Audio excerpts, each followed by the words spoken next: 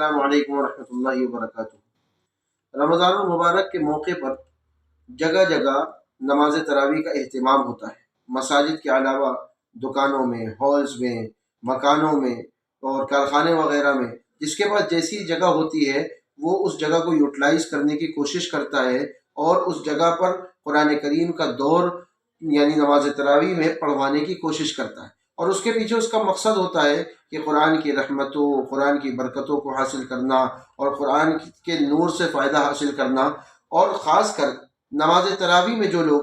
قرآن پاک سننے آتے ہیں، اس وقت میں آپ کے سامنے، آپ تمام سامعین کے سامنے کچھ اہم باتیں لے کر آیا ہوں۔ جو لوگ قرآن پاک نماز تراویح میں سنتے ہیں، وہ ان باتوں میں پہلی بات یہ کہ ہم آپ قرآن پاک کو نماز تراویح میں کیوں سنتے ہیں، کیا مقصد ہوتا ہے؟ پہلا مقصد تو یہ ہوتا ہے، پہلی بات تو یہ ہوتی ہے کہ اللہ کے کلام کی عظمت اور احترام ہوتا ہے، اور قرآن پاک کو سننے کے شوق میں ہم سامعین حفاظ کرام کے پیچھے آ کر نماز تراویح میں قرآن پاک کو سنتے ہیں۔ اور ساتھ ساتھ نیت یہ بھی ہوتی ہے کہ اس قرآن پاک کی رحمت اور قرآن پاک کی برکتوں سے فیضیاب ہوا جائے، اس کے نور سے اپنے سینوں کو منور کیا جائے، اور اس کے ساتھ ساتھ یہ کتاب ہدایت ہے، اس کتاب ہدایت سے استفادہ حاصل کیا جائے اور ہمارے حصے کی ہمیں ہدایت مل جائے۔ لیکن اس کے ساتھ ساتھ میرے دوستوں بھائیوں، ایک نیت میں اور اضافہ ہو جاتا ہے۔ وہ کیا؟ وہ نیت میں اضافہ یہ ہوتا ہے کہ ہماری نیت یہ بھی ہوتی ہے کہ قرآن پاک کا یہ دور 6 دن، 7 دن، 8 دن میں ختم ہونا چاہیے، اور ہماری اس ڈیمانڈ کی وجہ سے ہمارے پاس جو سپلائی آ رہی ہے وہ سپلائی میں بگاڑ اور خرابی آ رہی ہے۔ ہوتا کیا ہے کہ جب قرآن پاک جلدی پڑھا جاتا ہے، 6 دن میں پڑھا جائے، 7 دن میں پڑھا جائے، ایک دن میں 4 6 پارے اور ایک 1.5 گھنٹے میں پارے ختم کیے جا رہے ہیں، اور ہو یہ رہا ہے کہ قرآن پاک کا یہ دور جس میں 6 پارے، 7 پارے، 5 پارے ایک دن میں پڑھے جا رہے ہیں اور 1.5 گھنٹے، 1 گھنٹے میں پڑھے جا رہے ہیں، اگر صحیح معنوں میں پوچھا جائے تو نہ سننے والے کو عمومی اعتبار سے معلوم ہوتا ہے کہ اس نے کیا پڑھا ہے، اور نہ پڑھنے والوں کو یہ پیچھے پڑھنے والوں کو یہ سمجھ میں آتا ہے کہ ہم نے کیا سنا ہے۔ ارے قرآن کے معنی نہیں سمجھتے ہیں، لیکن قرآن کے الفاظ تو سمجھے جا سکتے ہیں نا۔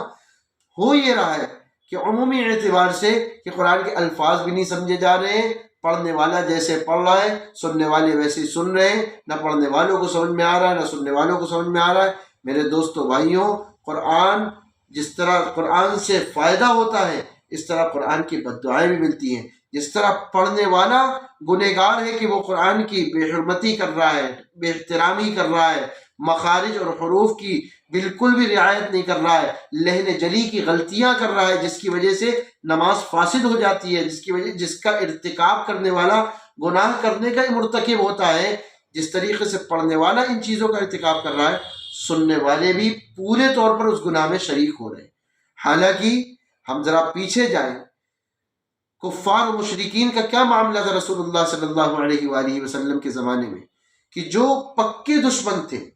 پکے کافر و مشرک تھے، حضور کے سچے دشمن تھے، لیکن وہ بھی جب حضور پاک صلی اللہ علیہ وسلم قرآن پاک پڑھتے تھے تو تنہائی میں آ کر چھپ چھپ کے قرآن پاک کا دور سنتے تھے، حتیٰ کہ وقت کا فرعون ابو جہل اس قرآن پاک کو یعنی اس کی تلاوت کو سماعت کرتا تھا، چھپ چھپ کے سنتا تھا، اور ان کے دلوں پہ اثر ہوتا تھا۔ آج میرے دوستوں کیا ہو گیا ہے کہ ہمارے دلوں سے اثر بھی ختم ہو گیا ہے، ہمارے دلوں نے اثر قبول کرنا ہمارے دلوں نے ختم کر دیا۔ اس کے پیچھے وجہ یہ ہے کہ ہمارے دلوں سے قرآن پاک کی عظمت نکل گئی، احترام نکل گیا، یہ بات نکل گئی کہ یہ قرآن اللہ کا کلام ہے، شاہی کلام ہے، بادشاہ کا کلام سننے آ رہے ہیں۔ ارے اگر ہماری جلدی پڑھوانے کی 6 دن، 8 دن، 10 دن پڑھنے کا مقصد یہ ہے کہ ہمیں کاروبار میں جانا ہوتا ہے، دکانوں میں جانا ہوتا ہے، دکانیں کھولنی ہوتی، جلدی سے ایک کلام پاک سن لیں پھر دکانوں میں جانا ہوتا ہے، تو اس کا کچھ نہ کچھ حل بھی تو نکال سکتے ہیں۔ ایک حل ہم آپ کے سامنے پیش کرتے ہیں۔ آپ غور کریں کہ ایک دکان میں 4 لوگ ہیں یا 2 لوگ ہیں، تو ایک آدمی 8 بجے، 8:30 بجے اول وقت والی تراویح پڑھ لے، تو دوسرا آدمی یہ بھی تو کر سکتا ہے کہ 11 بجے، 10:30 بجے، 11:30 بجے، جس طرح دیگر جگہ تراویح ہوتی ہے، اس جگہ بجائے 8، 8:30، 9 بجے کے تراویح 2 گھنٹے بعد، 2.5 گھنٹے بعد ہو جائے، اور اطمینان کے ساتھ ٹھہر کے گھنٹے بھر میں قرآن پاک کا ایک پارہ پڑھ لیا جائے، جس سے قرآن کا حق بھی ادا ہو، اور ساتھ ساتھ پھر قرآن کی عظمتیں باقی رہیں، قرآن کی رحمتوں و برکتوں سے ہم فیضیاب ہوئیں۔ ورنہ ہو کیا رہا ہے آج ہم دیکھ رہے ہیں کہ ساری دنیا میں مسلمانوں کے ساتھ ظلم و ستم ہو رہا ہے۔ اس کی بڑی وجہ یہ ہے کہ ہم نے اللہ کے کلام سے منہ پھیرا ہے، اللہ کے کلام کی بے حرمتی کی ہے، اللہ کے دین کی بے عزتی کی ہے، اللہ کے دین کی بے احترامی کی ہے۔ یہ سب ہمارے ہاتھوں کی کمائی ہے۔ اللہ تعالیٰ کسی پر ظلم نہیں کرتے، یہ ہمارے ہاتھوں کی کمائی ہے۔ اور پھر ساری دنیا میں حالات ہمارے سامنے ہیں۔ ہم اب بھی اگر چاہتے ہیں کہ قرآن کی رحمتوں برکتوں سے فیضیاب ہو جائے تو میرے دوستو اپنی نیتوں کو درست کریں اور اپنے عمل کی اصلاح کرنے کی کوشش کریں، حل تلاشیں اور حل کو لاگو کرنے کی کوشش کریں کہ ایک جماعت پہلے بھی ہو سکتی ہے، ایک جماعت بعد میں بھی ہو سکتی ہے، لیکن ہم قرآن کی بے حرمتی نہیں کریں گے، ہم قرآن کی بے عزتی نہیں کریں گے، قرآن کی بے حرمتی بے احترامی نہیں کریں گے۔ یہ اللہ کا کلام ہے۔ سال میں 30 دن روزے ہوتے ہیں، 30 دن تراویح ہوتی ہے۔ اور ایک بات اور سمجھیں کہ تراویح میں قرآن پاک کے دور کا سننا اور پڑھنا یہ ایک سنت ہے، اور پورے مہینے نماز تراویح کا پڑھنا یہ مستقل علیحدہ سنت ہے۔ جب پورے مہینے تراویح پڑھنی ہے تو اطمینان کے ساتھ قرآن کا ادب کرتے ہوئے، رعایت کرتے ہوئے، حروف و مخارج کی رعایت کرتے ہوئے اگر ہم قرآن سن لیں گے تو انشاءاللہ ہمیں فائدہ ہی ہوگا۔ ایک دوسری بات آپ کے سامنے پیش کرنی ہے، وہ یہ کہ اگر پیچھے پڑھنے والے مقتدی حضرات، سامعین حضرات یہ آواز اٹھائیں کہ حافظ صاحب، امام صاحب آپ جو پڑھ رہے ہیں ہمیں سمجھ میں نہیں آ رہا ہے، تو انشاءاللہ امید اللہ کی ذات سے کہ حافظ صاحب اپنے رویے کو بدلیں گے اور قرآن کو قرآن کے ڈھنگ سے پڑھیں گے۔ ہوا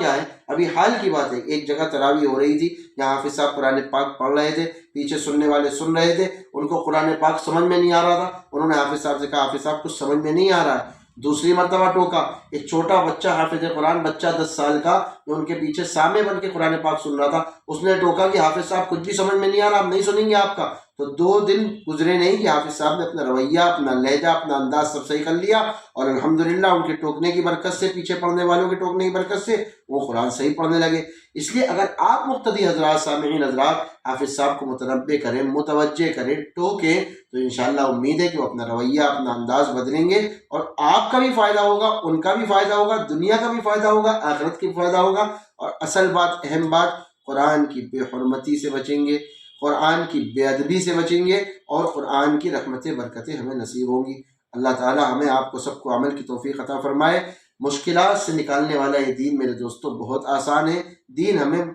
کبھی بھی مشکل میں نہیں ڈالتا۔ اللہ تعالی عمل کی توفیق عطا فرمائے۔ والسلام علیکم ورحمۃ اللہ وبرکاتہ۔